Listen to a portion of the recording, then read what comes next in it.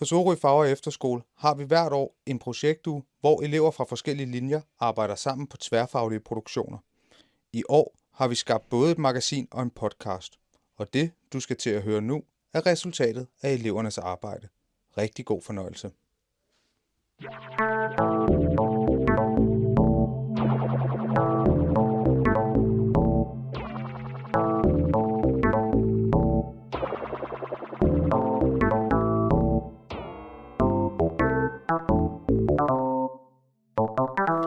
Jeg sidder på Sorøs Fag- og Efterskole hernede sammen med Oliver. Halløj sovs. Hej, Sovs. Hvad så?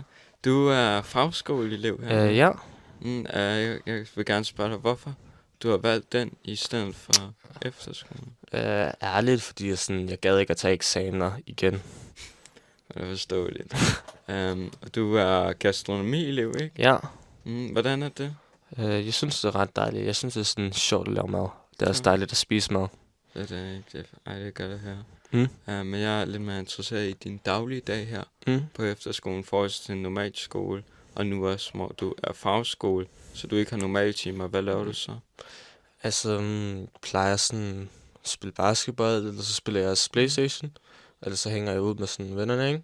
Ja, eftertræning. Ja. Og så i stedet for timerne, nu må du ikke gå på efterskole, så går du ligesom på fagskole der. Hvordan er det?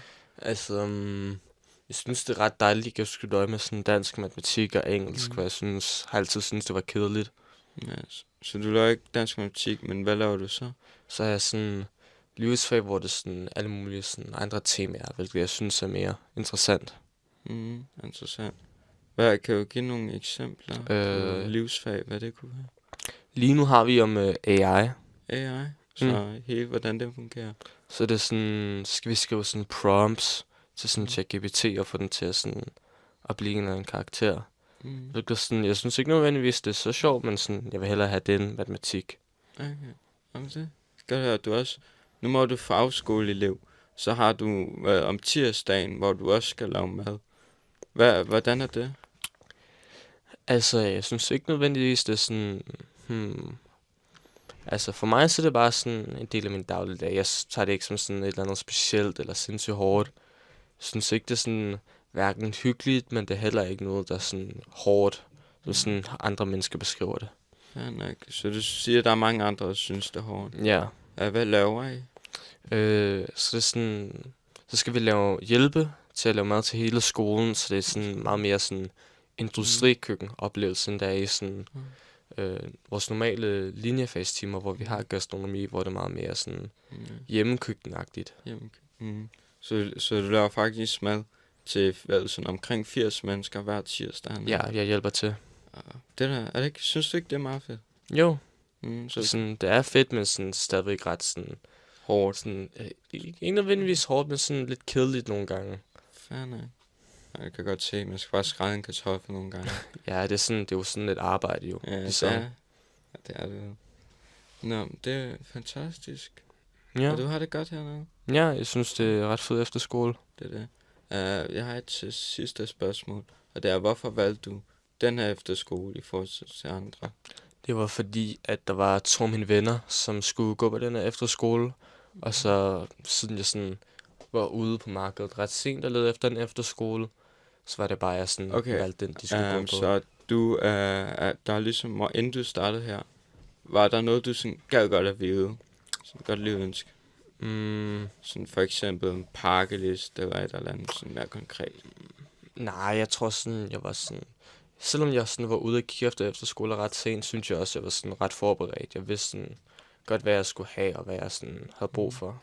Nå, til sådan forekommende elever hernede, er der sådan et specielt råd, du vil give? Jeg synes, det er vigtigt, at du sådan er meget mere åbent, for du sådan... Selvom det sådan kan måske være svært, at du sådan også er sådan nede og interagerer med mennesker. Sådan, selvom hvis du heller har lyst til at være sådan op på dit værelse. Ja. Tak, Oliver. Det var bare det for Ja, det var så lidt. Det var godt at have dig. Ja.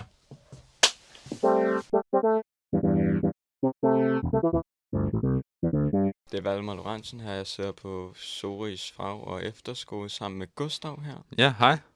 Hej, Gustav. Det er godt at have dig. Så du er en elev her på Sorø Efterskole. Ja, Hvordan det er er det?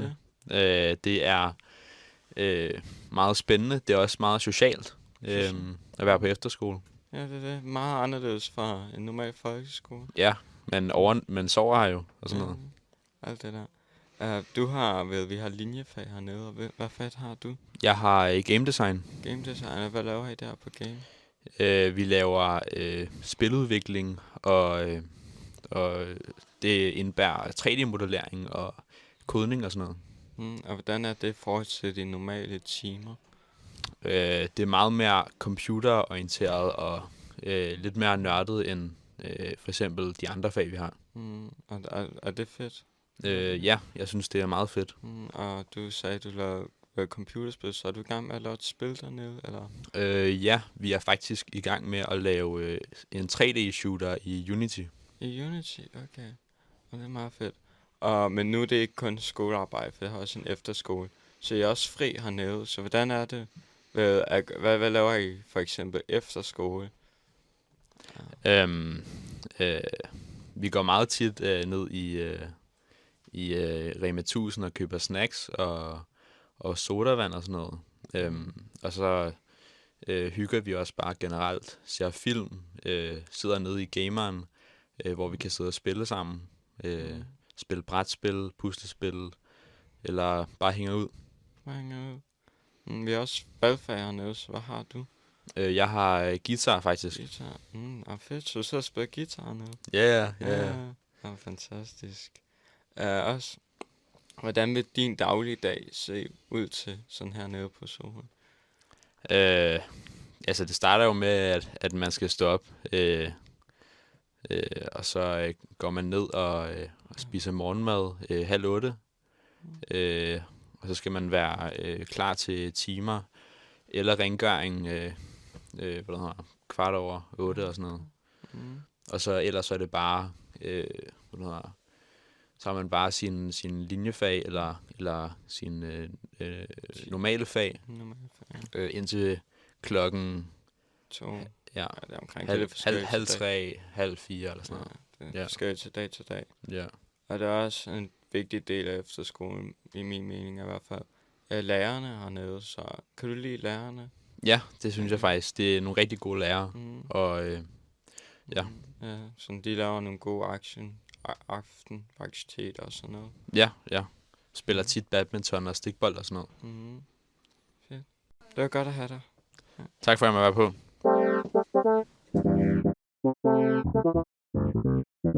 Det er Valdemar Lorentzen på Sorøs Fag- og Efterskole. Jeg sidder sammen her med Mikkel. Hej Mikkel. Hej Valdemar. Du er elev hernede på efterskolen. Hvordan er det? Det er meget fedt. Meget fedt.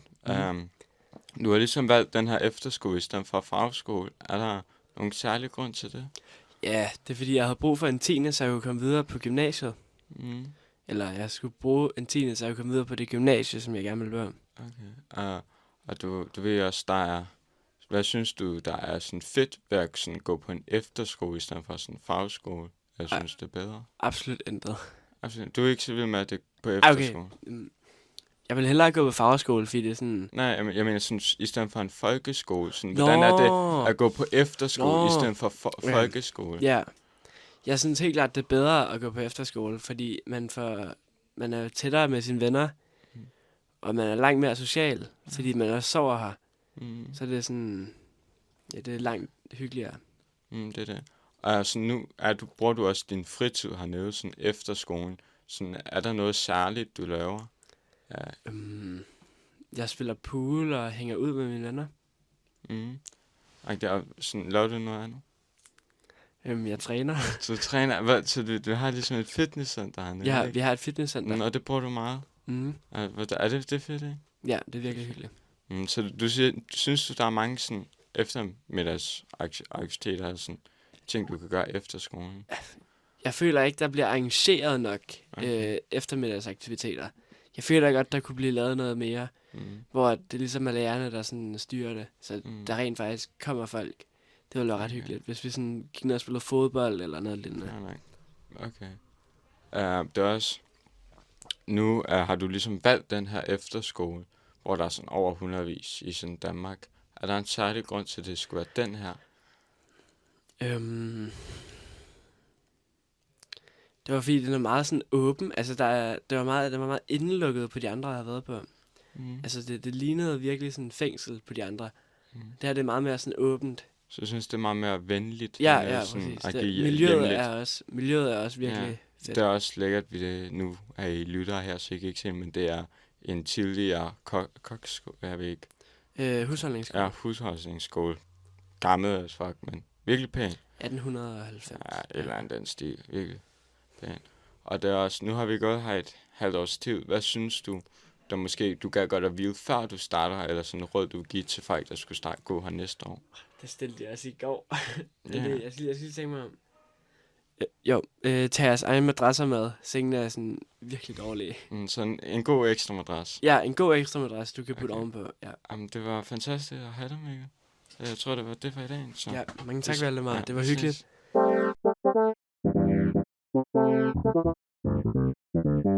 Det er Valdemar Lorentzen på Sorøs Fag- og Efterskole, og jeg sidder sammen her med Malte.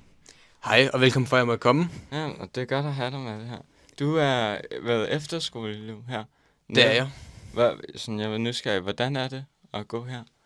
Jeg kan meget godt lide det. Det er meget hyggeligt. Man lærer en masse sjove ting om sit valgfag. Hvad er sådan? Jeg er lidt mere nysgerrig. Sådan, hvad synes du, det er for os til sådan en normal folkeskole? Så hvordan er det sådan gå på efterskole? Det er meget rart. Sådan, det er meget mere fokuseret på noget, man godt kan lide at lave. Der er også mindre af de kedelige skolefag, hvilket jeg personligt meget godt kan lide. Mm-hmm. Ja. Nu siger du, at der er mindre af det kedelige sådan, skolefag, men du går på efterskolelinjen, hvor de kedelige skolefag er, hvor altså, når fagskolen ikke rigtig har så meget af det. Er der sådan en særlig grund til det?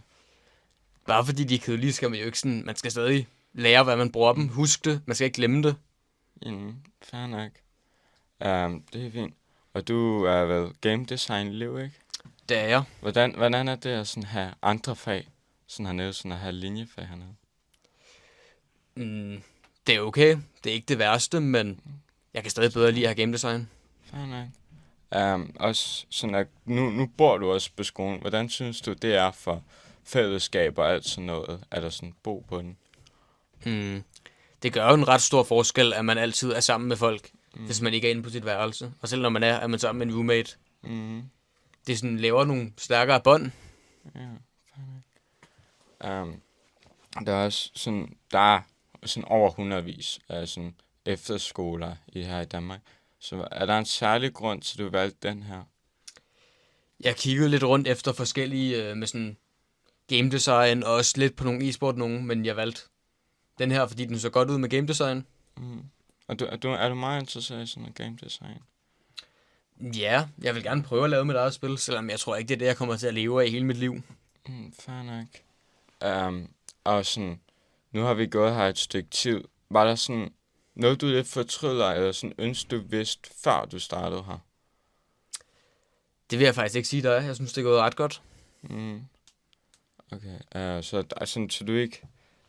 Har du sådan, for eksempel nu, er det her til andre elever, der skal starte her, er et godt råd til dem, de måske lige skal være klar på noget god information? De skal være klar på, at sådan, det bliver anderledes end at være i skolen. Man skal tænke på andre ting. Man skal være venlig over for folk og sin roommate i sig, ellers kan det give nogle store problemer. Fair nok. Jamen, jeg tror, det vil være det. Det er Valdemar Lorentzen på Sorøs Fag- og Efterskole. Jeg sidder her sammen med Laus. Hej, jeg er glad for at være her. Ja, hej Laus. Det er godt at have dig. Så du er rigtig glad for at gå her, ikke? Efter du tager andet år hernede. Jo, det vil jeg sige. Jeg har sådan et spørgsmål. Hvorfor har du valgt at gå her 2 år? Jeg vidste ikke, hvad jeg skulle. Så du har ikke nogen planer frem til? Nå. Fair nok. Men altså, du må stadig være glad for at gå her. Men så, hvordan synes du at være hernede? Der er mange, der siger, at det ikke er så spændende. Men det er meget mere spændende end sidste år, fordi de fleste gik bare direkte op på deres værelse. Okay, så du synes, mange er socialt her, det her år? Er forholdsvis. Ja, du kan godt lide at gå sådan... Hvordan synes du nu, det er at gå her på sådan en efterskole, fortsat som en normal folkeskole? Meget bedre her. Meget bedre, sådan, at man lever på skolen og alt det. Fordi man bor jo her, så der er ikke så mange, der har lyst til at have beef med folk. Det er sådan noget særligt, at du sådan kan lide ved, at du bor på den, i stedet for bare at gå her. Jamen, det er jo noget nyt. Noget nyt. Fair nok. Du er også, du har, hvad for et linjefag har du ikke? Gastro. Gastro. Hvordan er det at have gastro? Jeg kan godt lide det. Du kan godt lide Udover det. når Kaiser giver nogle nemme opgaver, så man lidt left med ikke at gøre en skid resten af dagen. Fair nok. Så du er i hvert fald glad. Du har også et valgfag, ikke? Mm. Hvad har du? Jeg gad at have guitar, men der var ikke plads, så jeg fik hobbykøkken i stedet. Hobby. Så du har endnu mere mad. Ja. Hvordan er det? Lidt for kort. Sådan. Man kan ikke nå at lave noget spændende på de 2 timer, man har. Fair nok.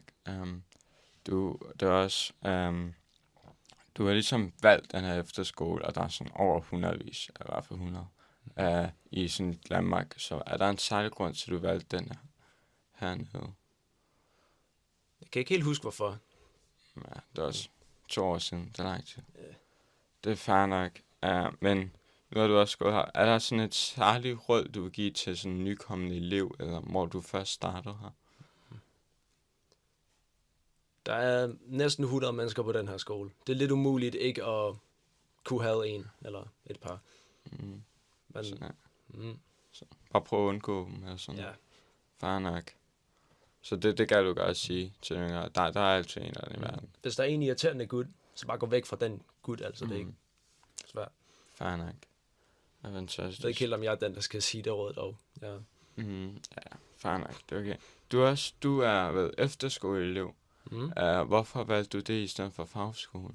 Jeg tog fagskole sidste år.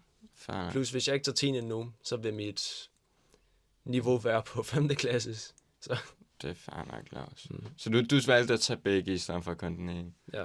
Det er også det fair. Men jeg tror, så har vi ikke så meget andet. Så det var godt at have det. Jamen, tak for at have mig. Ja, tak. Det var hyggeligt. Og held og lykke med resten.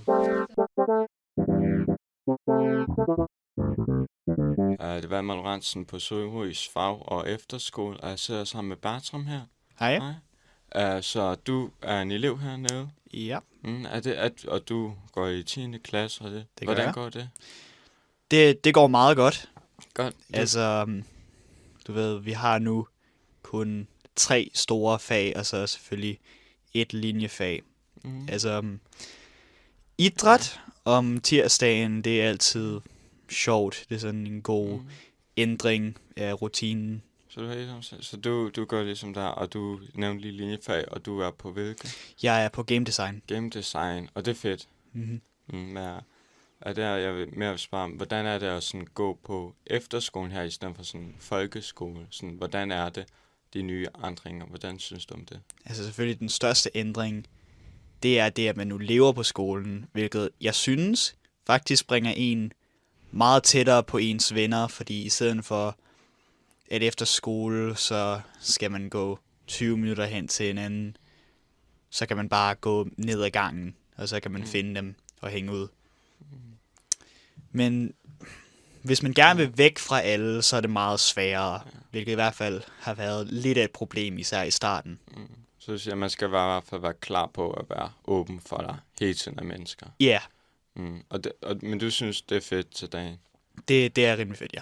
Og sådan, vi synes, timerne er anderledes nu, hvor man sådan bor på skolen. Fordi hver evig eneste sekund, man er på grunden, så er man på skolen. Og så er det lidt den her interne tanke, sådan, jeg kan lave skolearbejde lige nu, fordi teknisk set, så er jeg i skole konstant. Og sådan, nu har du gået her et halvt års tid. Omkring, ja. Er det omkring? Sådan, hvor du startede, det var helt nyt. Er der noget, du sådan, vil have sagt til dig, inden starten, sådan første tanke, du gad godt at vide lidt på forhånd? Sådan lidt rød.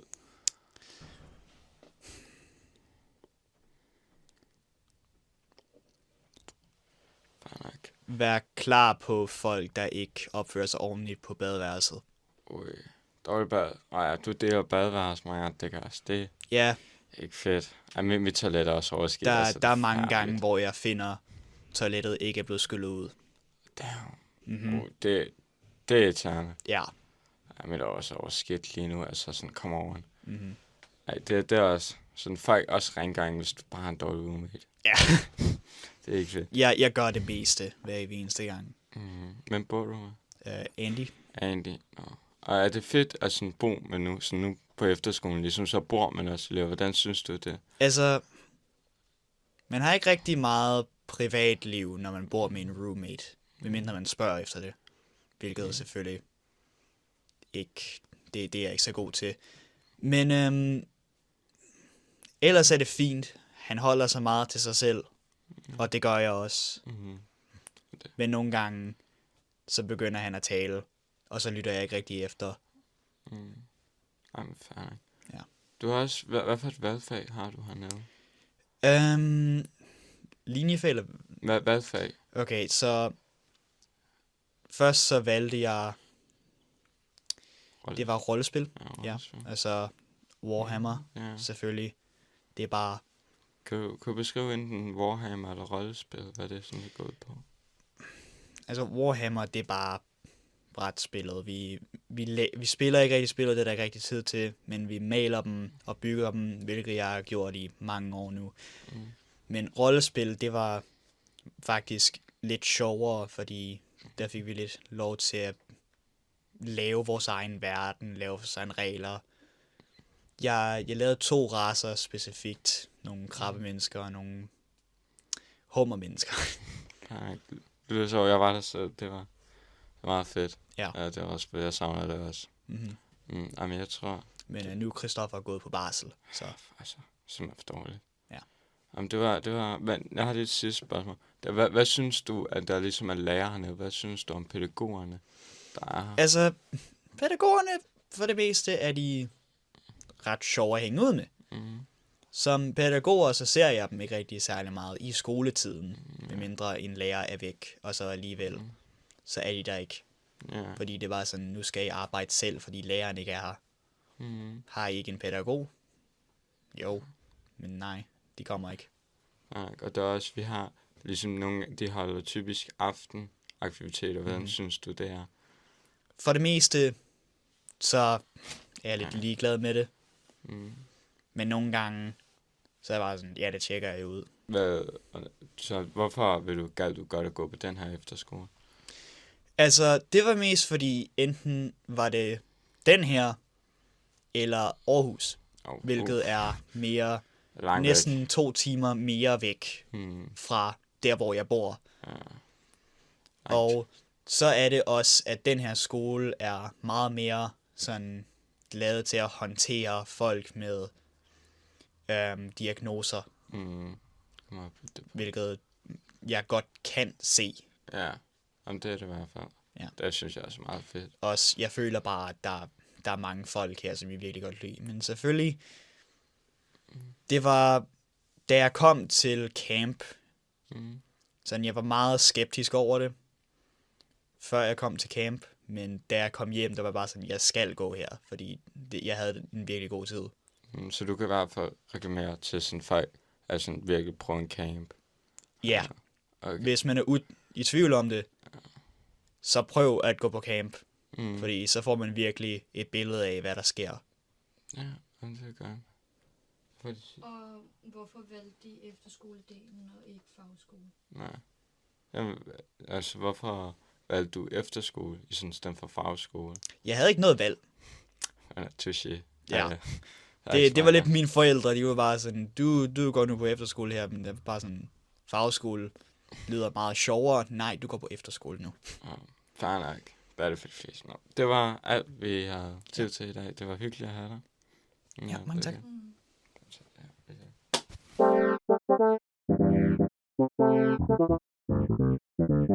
Hej, jeg hedder Hans Christian, og jeg sidder lige nu på Sorø Fag Efterskole, og jeg sidder sammen med Kipper og Balder. Vil I lige hurtigt præsentere jer selv? Ja, hej, jeg hedder Kipper. Jeg er 17 år gammel, kommer fra Sorgenfri. Jeg går på fagskoledelen af Sorø Fag Efterskole og på grafisk design. Ja, jeg er Balder, og jeg kommer fra Frederiksberg, og jeg er 16 år og går på fagskole og har game design. Hvorfor var det, I valgte Sorø Fag Efterskole? Ja, jeg synes, det virkede som et rigtig hyggeligt sted. Og også det der med, jeg går meget op i grafisk design, og det virkede som en skole, der tog deres linjefag meget seriøst. Udover det, så er det sådan lidt mere autismevenlig skole. Det var også vigtigt for mig, og det er heller ikke en alt for stor skole. Så ja, jeg er meget tilfreds med mit valg.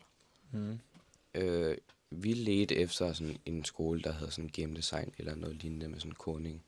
Og så fandt min mor den her skole, og den lå sådan ikke så langt væk fra centrum af København. Og så det var bare nemt at komme hen. Det passede meget fint. Ja. Hvorfor valgte I fagskoledelen i forhold til efterskoledelen? Altså, jeg har gået i 10. klasse. En del tid faktisk, så det gav ikke rigtig mening for mig at tage 10. klasse en gang til, fordi det vidste jeg ville blive meget kedeligt. Så derfor var det ret perfekt for mig, at der var mulighed for fagskole i stedet. Ja, jeg gad bare ikke dansk. Ja, Det er okay. sådan pretty much det. Det er fair. Ja. Hvordan er det, eller hvordan ser en normal fagskoledag ud for jer? Altså, det kommer an på ugedagen. 3 af dagene, der har vi jo bare vores linjefag. De andre dage har vi livsfag, hvor vi lærer sådan lidt at blive voksne og sådan noget. Så er vi idræt selvfølgelig nogle gange. Men ja, så er det selvfølgelig pauserne og fritiden, hvor man bare slapper af og har det hyggeligt. Det er sådan generelt meget stille over Okay. på fagskole. Ja, der sker ikke super meget, men det kommer også an på ens klasse. Jeg har fornemt, at nogle klasser er sådan lidt mere kaotiske end andre. Hvordan er det for jer at gå på efterskole? Jeg synes, det er rigtig fedt. Det er nice at kunne komme lidt væk hjemmefra og prøve noget nyt, men samtidig have et sjovt år, uden at det skal være alt for seriøst og skoleagtigt. Jeg synes præcis det samme. Jeg er glad for sådan at komme væk hjemmefra. Okay. Ja. Hvad var jeres forventninger til fagskoledelen? Vil du starte? Jeg havde ikke sådan rigtig nogen forventninger, men sådan, jeg forventede, at der ikke ville være sådan dansk og matematik. Og det ville være sådan meget mindre fagligt. Ja. Og det blev det også. Og det er jeg glad for. Men er det sådan for lidt fagligt for jer måske? Nej, fordi det er fagligt på andre punkter end dansk og engelsk og matematik. Og det kan jeg rigtig godt lide. Ja, præcis. Det er jo ikke, fordi det ikke er fagligt, det er bare nogle andre fokuser. Fordi vi fokuserer meget på vores linjefag, hvilket jo egentlig er så meget fagligt. Det er bare ikke de sådan klassiske folkeskolefag, der er fokus på. Hvordan synes I opholdet er på efterskolen her? Altså, hvad mener du? Sådan, hvordan er det at bo her? Det er ret fedt. Der er sådan lidt meget larm nogle gange dog, men det er også på en eller anden måde hyggeligt at føle, at man bor så tæt med folk. Og maden er faktisk ikke helt dårligt. Jeg kan godt lide maden. Selvfølgelig kan det. Men... Ja, jeg kan lide alt mad. Så. Okay. Hvad var jeres forventninger, før I startede på Sorø Fag Efterskole? Jeg var sådan lidt bange, fordi det var en helt ny ting, og jeg havde gået på den samme folkeskole i 11 år, så sådan... Det var grænseoverskridende, når jeg skulle starte et nyt sted, men jeg ved ikke, jeg nåede aldrig helt at tænke over, hvad mine egentlige forventninger var. Jeg vidste godt, det ville blive fedt, men du ved, det er svært alligevel. Ja, jeg tænkte bare, at jeg ville komme med sådan åben sind og sådan være klar på alt. Og det gjorde jeg, og jeg er sådan rigtig glad for, at jeg gjorde det, og sådan ikke havde nogen forventninger, fordi hvis man har forventninger, så er det nemmere at blive skuffet. Ja, det kan jeg godt se. Ja. Så har jeg bare lige et sidste spørgsmål. Hvad vil I give som et godt råd til en, der skulle starte her på efterskolen måske? Jeg synes faktisk, det bør ellers ikke have meget god mening, det der med at starte med et åbent sind, og ikke have alt for mange forventninger. Ligesom bare, tage det som det kommer, og lade være med at være for nervøs for fremtiden. Men ja, bare leve i nuet, når man er her på efterskolen. Ja. Og hvis du er skoletræt, så tag fagskole, hvis dine forældre lader dig gøre det. For det er meget Ja, fedt. præcis. Jeg tror, det var alt. Tak, Balder og Kipper. Ja, selv tak. Det var også lidt.